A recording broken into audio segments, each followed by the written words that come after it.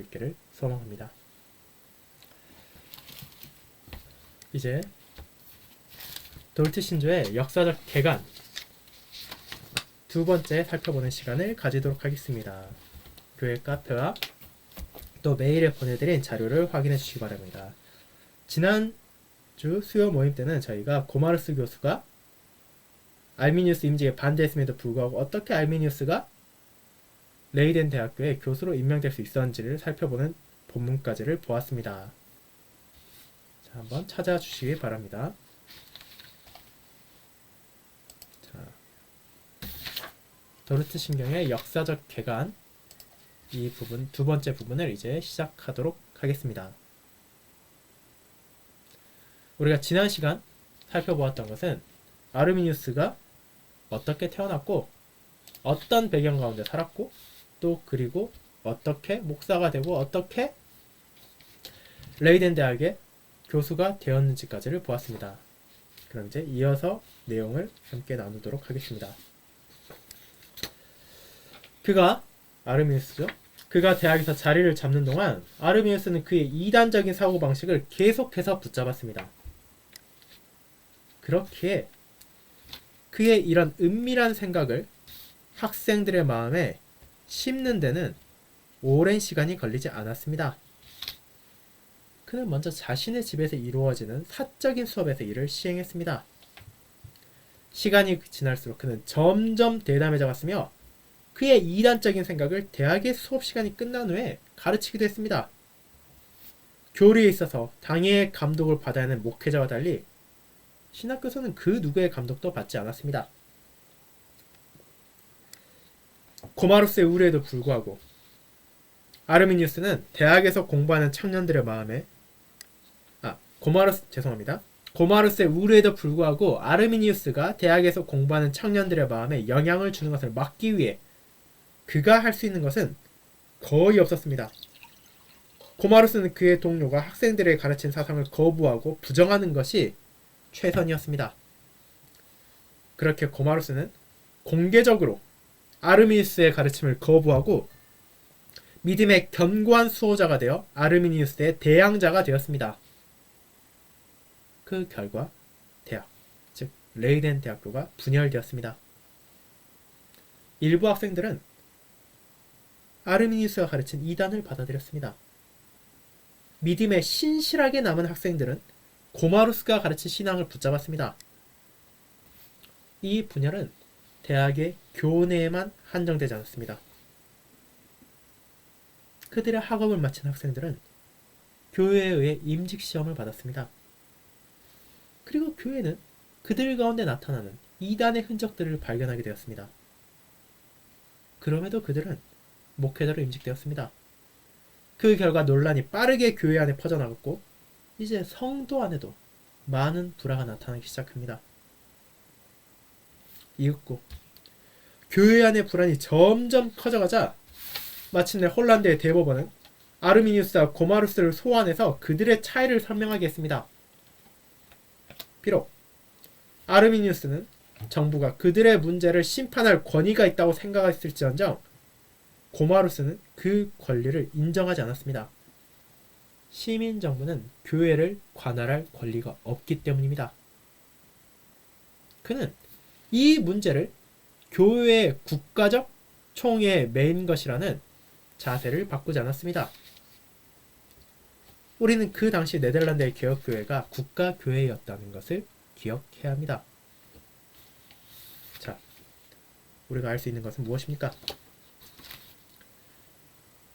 신학교의 교수로서 아르미니우스가 가르친 이단적인 사상들이 학생들에 전해진다는 것은 그저 그 학생들 개인이 그런 생각을 가졌다는 것으로 멈추는 것이 아니라 이제 그 학생들이 나중에 신학교를 졸업하고 목회자로 임직하게 되면 교회 안에도 퍼져나간다는 것이 됩니다. 그렇게 교회 안에 그것들이 퍼져나가면 당연히 교회 안에 진리를 붙잡은 자들 그리고 이단의 사상을 받아들인 자들 사이 가운데 갈등이 일어날 수밖에 없습니다. 그리고 당시 네덜란드가 국가교회였기 때문에 이 교회의 문제는 어떤 의미에서는 법원이 다스리려 했었습니다. 그렇게 법원이 아르미니우스와 고마루스를 불러 너희들 도대체 무슨 일이냐? 왜 이렇게 불화가 새로 생겨나고 있느냐라고 물었을 때 아르미니우스는 그것을 법원이 할 권리가 있다고 생각했습니다. 하지만 고마루스는 그렇다고 생각하지 않았습니다. 왜냐하면 이것은 교회의 교리적 사안이기 때문입니다. 그렇게 그는 국가의 법원이 아니라 교회의 총회에서 이것이 다루어져야 된다고 믿은 것입니다. 그럼 이제 그것이 어떻게 진행됩니까? 고마루스의 뜻대로 교회적 총회가 바로 이루어집니까? 이어서 봅시다. 국가적 총회.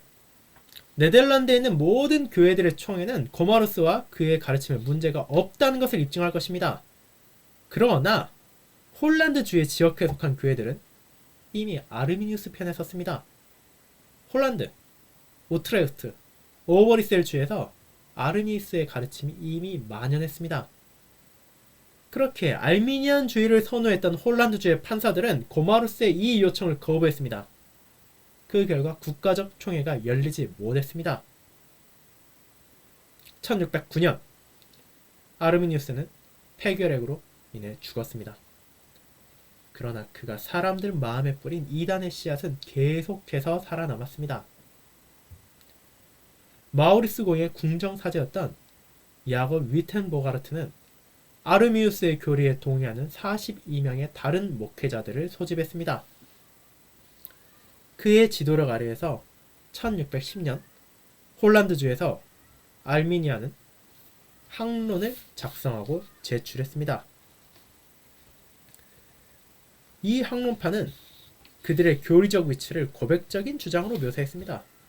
이 문서에서 그들은 벨지 신앙 고백서를 바꾸는 것을 원하지 않지만 오직 그 고백을 수정할 것을 원한다고 주장했습니다. 그들은 자신들의 주장을 홀란드주에서 보호하고 승인해달라고 요청했습니다.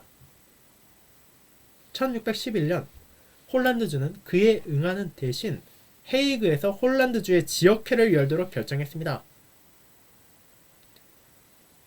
이 회의에 알미니안주의자들과 개혁교회는 그들의 관점을 제출할 수 있었습니다. 알미니안주의자들은 그들의 항론과 함께 개혁교리에 관한 그들의 이의를 제출했습니다. 개혁교회는 알미니안 교리에 대한 그들의 교리적 반대를 기술한 반항론을 제출했습니다. 그러나 이 모임은 어느 한쪽도 상대에게 다가가게 하는데 실패했습니다. 1614년 홀란드주는 각각의 주장을 인내할 것을 요구하는 관용법을 통과시켰습니다. 상대를 거부하는 어떤 설교도 금지되었습니다. 물론 이 법이 고마루스를 침묵하게 만들 수는 없었습니다. 그와 그를 지지한 자들은 알미니안의 이단을 따른 성도들이 경고했습니다. 그 결과 개혁신앙을 가진 신자들에게 홀란드주 정부가 능동적으로 참여한 박해가 따라왔습니다. 다시 한번 우리는 당시 개혁교회가 시민정부의 통제 아래에 놓여있는 국가교회였음을 기억하는 것이 좋습니다. 홀란드주에서 신실한 개혁신앙을 가진 목회자들은 그들의 직분에서 해임되었습니다. 그들 가운데 일부는 자신들의 사역지로부터 쫓겨났습니다. 이 주에 남아있던 신실한 교회의 당에는 알미니안주의를 따르는 그들의 목회자를 해임했으나 그 당회 자체가 시의회의 결정에 따라 해임되기도 했습니다. 그와 같은 시의회는 당위로 하여금 알미니안주의자들이 강단에 서는 것을 허용해야 되고 그들을 해임하거나 대체할 수 없다고 홀란드주의 권위로 강요했습니다. 자, 이제 어떤 일이 일어나고 있는지 우리는 보게 됩니다.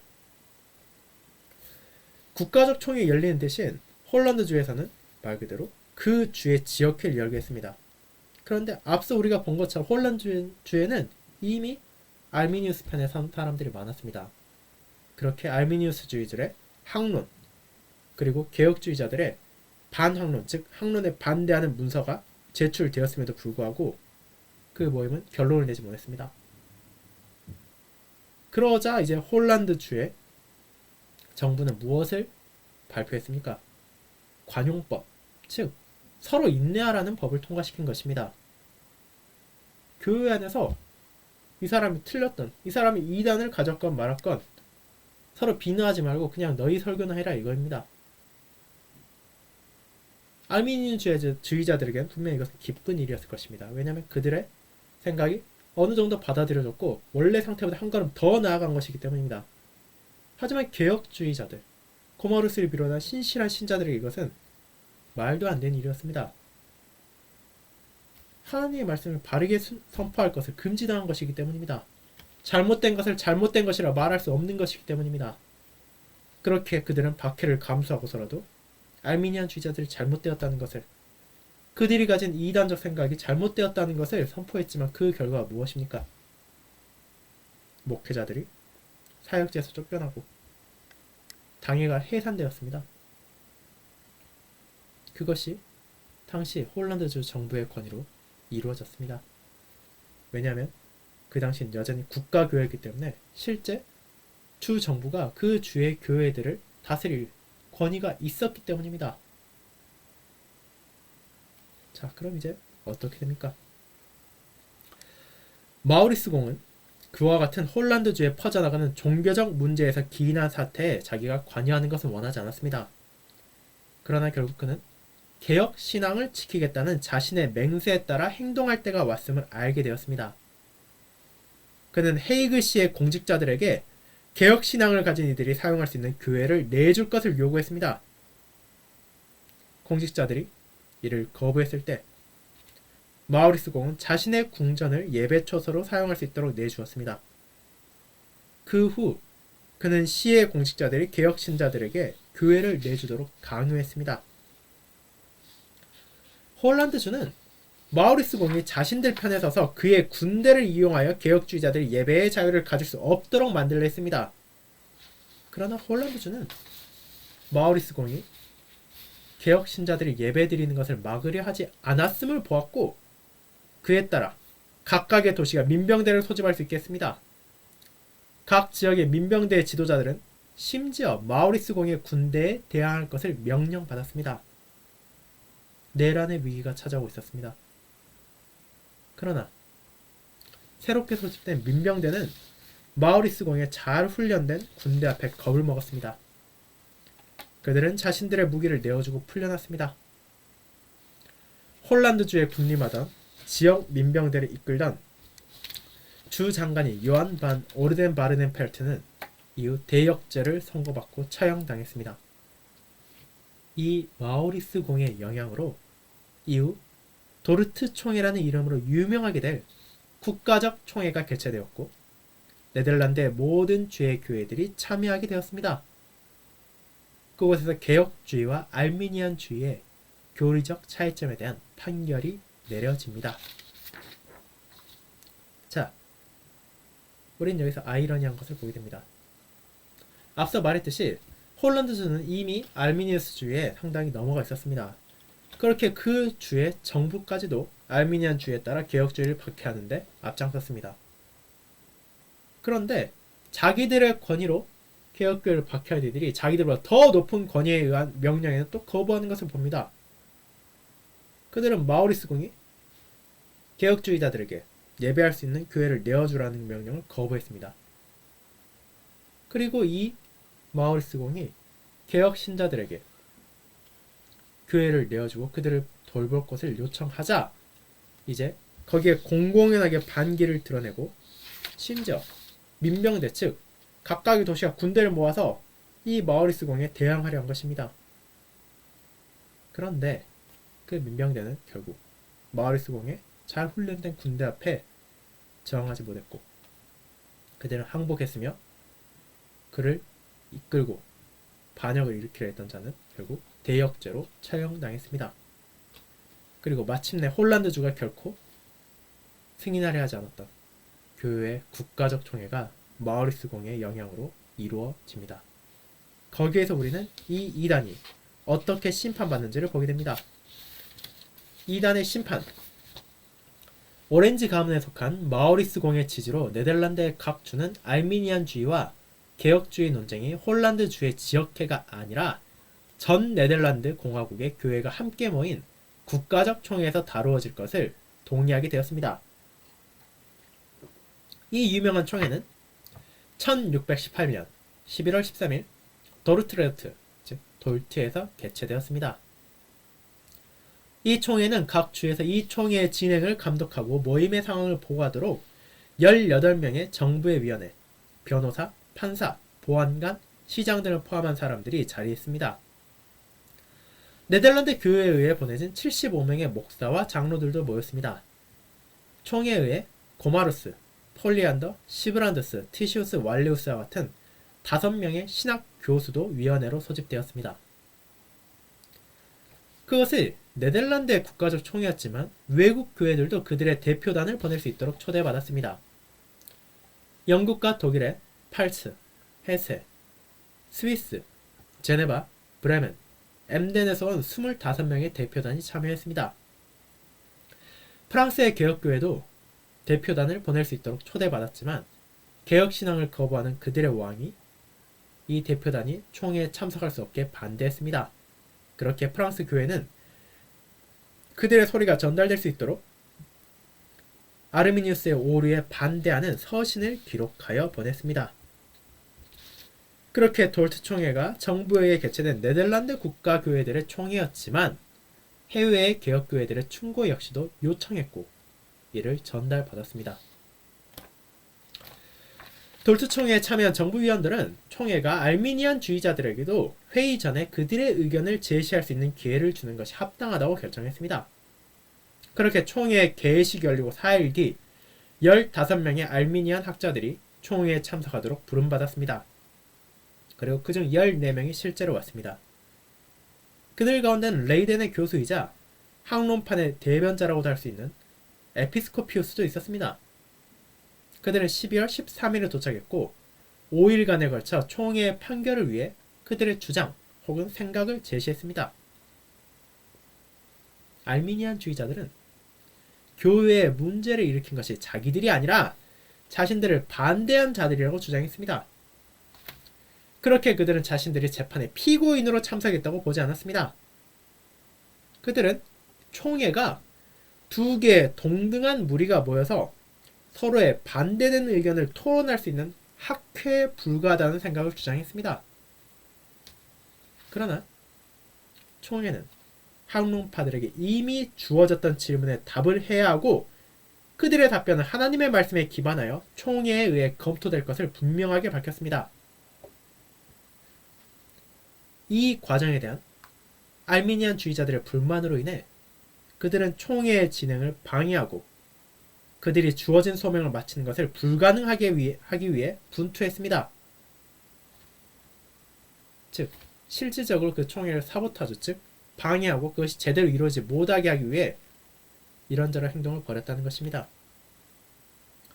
총회는 그들을 인내하기 위해 노력했지만 마침내 의장인 리우왈덴의 요하네스 보게르만 목사는 열정적으로 최후의 선언을 했습니다.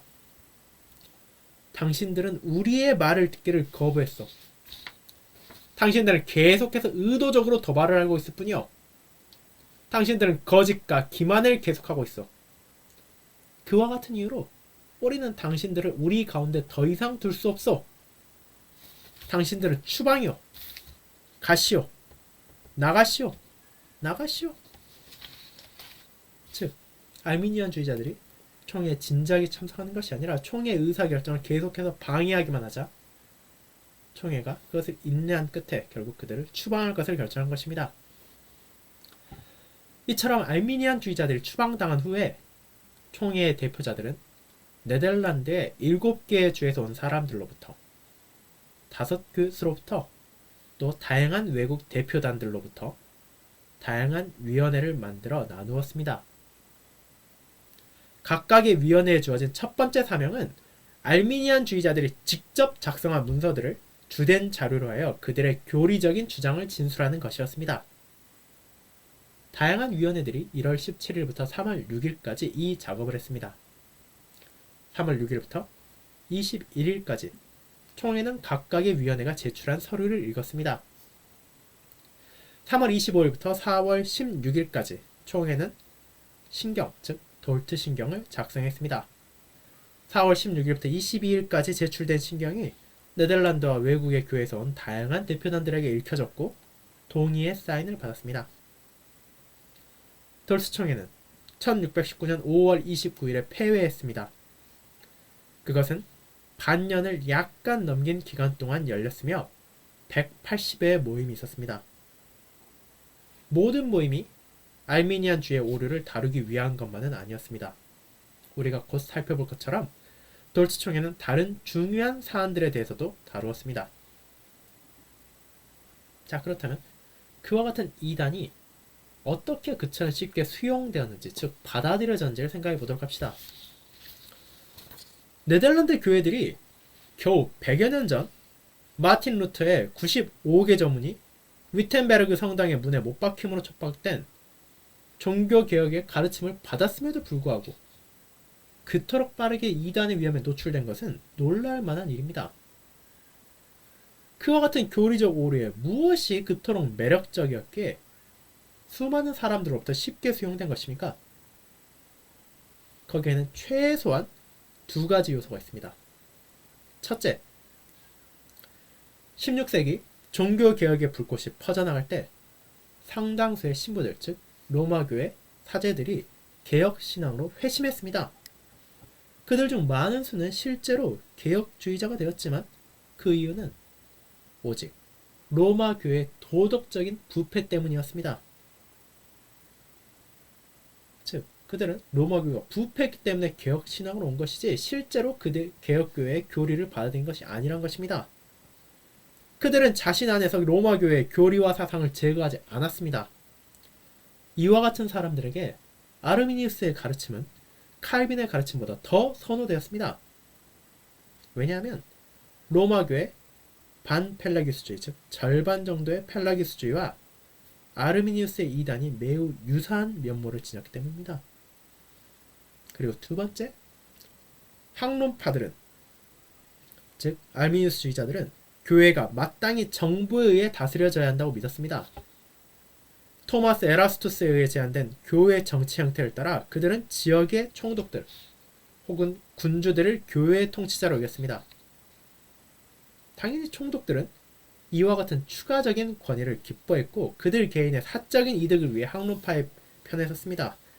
그들의 위치로 인해 그들은 많은 이들을 알미니안주의자 측에 서도록 설득할 수 있었습니다. 즉, 우리는 어째서 홀란드주가 그렇게 알미니안주의에 호의적이었고 그들을 도우했는지를 여기에서도 볼 수 있는 것입니다. 실제 정부의 권위자들이 알미니안주의에 대해 가진 사상에 따르면 더 큰 권위, 즉 교회에 직접적으로 관여할 수 있는 권위를 가질 수 있었기에 그들은 이것을 더 선호한 것입니다. 그와 같은 두 가지 요인에 의해 네덜란드 교회에서 알미니안주의가 빠르게 퍼져나갔습니다. 그럼 이제 살펴봅시다. 돌스총의 더 많은 영향들을 보도록 합시다. 네덜란드에서 이와 같은 어려움이 있는 과정에서 학론파들은 교회의 신경의 위치를 선호하지 않았습니다. 즉 교회가 가지고 있는 벨신앙 고백서, 하이델베르그 교리문답 같은 고백서들을 선호하지 않았다는 것입니다. 즉 좋아하지 않았다는 것입니다. 그들은 열정적으로 하나님의 말씀만이 그들의 교리라고 주장했습니다. 게다가 신부들이, 로마교회 사제들이 개혁신앙으로 회심했을 때 그들은 개혁교회의 두 신조인 하이델베르그 교리문답과 벨직신앙 고백서에 동의할 것을 요구받지 않았습니다. 그에 대한 결과로 돌스총회는 동의서약서의 초안을 만들었습니다. 이 동의서명 양식서는 교회의 모든 직분자들의 서명을 받기 위해 만들어진 것입니다. 이 양식서는 지금도 많은 개혁교회들에서 사용되고 있습니다. 누구라도 이 양식에 그의 서명을 기록한 자는 그의 믿음이 새 일치신조, 앞선 두 가지의 이제 돌치신경을 포함한 이 새 일치신조가 요약한 하나님의 말씀의 교리 안에 있음을 고백하는 것입니다. 그는 이것들을 가르치고 그에 반대되는 모든 가르침을 거부하며 그의 마음 안에서 이 안에 있는 어떤 교리에 대한 다른 생각이 드러난다면 당회와 광해의 심판을 받을 것을 약속하는 것입니다. 돌스총회에서 만들어진 또 다른 것은 오늘날 돌트 교회 질서라고 불리는 교회 질서입니다.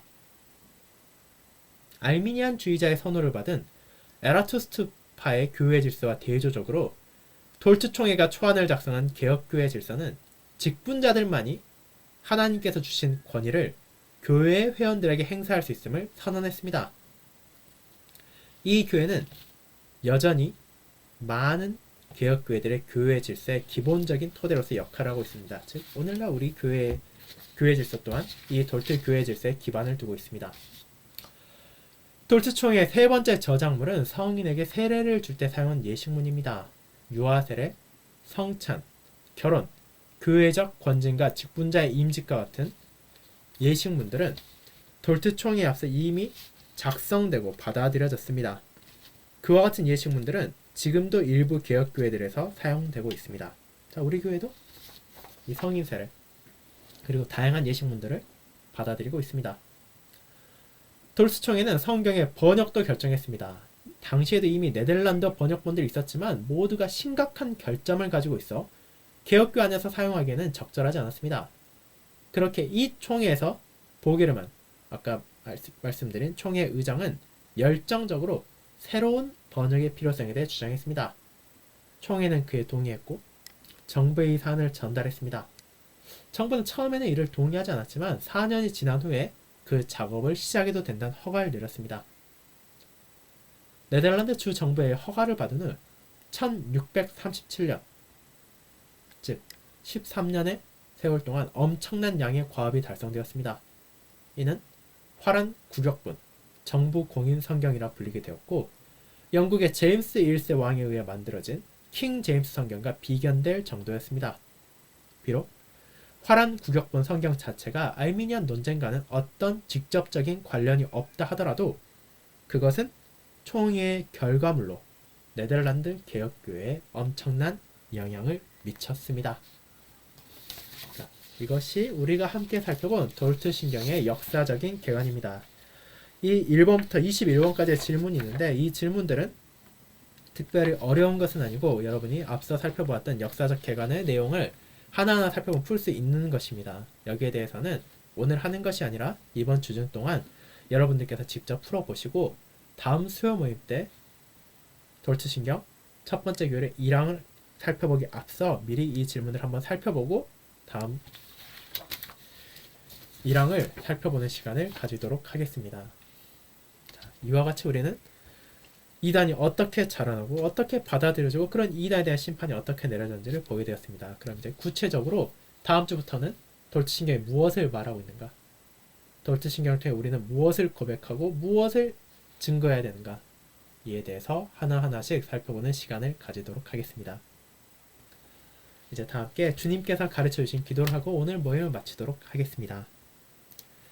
하늘에 계신 우리 아버지여, 이름이 거룩히 여김을 받으시오며 나라가 임하옵시며 뜻이 하늘에서 이룬 것 같이 땅에서도 이루어지이다. 오늘날 우리에게 일용할 양식을 주옵시고 우리가 우리에게 죄 지은 자를 사하여 준 것 같이 우리 죄를 사하여 주옵시고 우리를 시험에 들게 하지 마옵시고 다만 악에서 구하옵소서. 대개 나라와 권세와 영광이 아버지께 영원히 있사옵나이다. 아멘. 오늘 모임 함께 해주신 모든 성도님께 감사드립니다. 또 남은 한 주도 주님 안에서 신실히 보내시고 또 이번 주일 교회에서 함께 하나님을 찬양하고 하나님 예배 드릴 수 있는 시간을 가질 수 있기를 소망합니다. 그럼 주일에 뵙도록 하겠습니다. 감사합니다.